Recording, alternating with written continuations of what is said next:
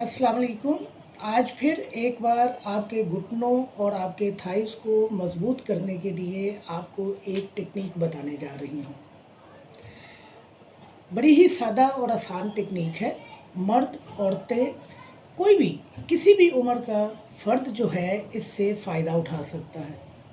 इब्तिदा में जब आपने इस टेक्निक को इख्तियार करना है तो आपने किसी चीज़ का सहारा लेना है।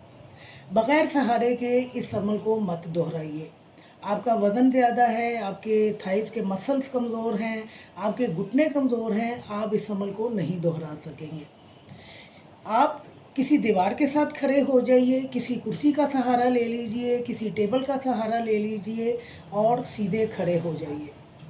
खड़े होने के बाद आपने अपनी एक टाँग को पीछे की जानिब बेंड करना है।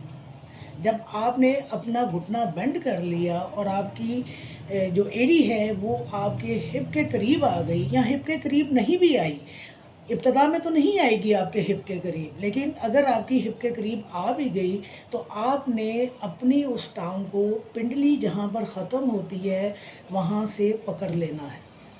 जब आप अपनी टाँग को बेंड हालत में पकड़ेंगे तो आपका सारा जो खिंचाव है आपको आपके थाइस के मसल्स के ऊपर महसूस होगा। आपको थाइस के मसल्स में अकड़ाव महसूस होगा। आपने 20 की गिनती करनी है और 20 की गिनती करने के बाद उस पाँव को छोड़ देना है। उसके बाद यही टेक्निक आपने अपनी दूसरी टाँग के साथ करनी है। अपनी टाँग को पीछे की जानिब बेंड कीजिए। जब एड़ी जो है आपके थाइस के करीब आ जाए या आपके हिप्स के करीब आ जाए तो आपने पिंडली के निचले हिस्से से अपनी टाँग को पकड़ लेना है और वहाँ पर आपने फिर वही बात काउंटिंग करनी है। जब आप ये अमल बार बार करेंगे, मुतवातर करेंगे, तो याद रखिए ना सिर्फ आपके थाइस के मसल्स मज़बूत होंगे, आपके थाइस के मसल में जो खिंचाव, अकड़ाव है या थकावट का एहसास है वो ख़त्म होना शुरू हो जाएगा। ये टेक्निक ना सिर्फ थाइस के मसल को और घुटनों को मज़बूत करती है, आपकी टांगों की थकावट को दूर करने में एक अहम रोल अदा करती है।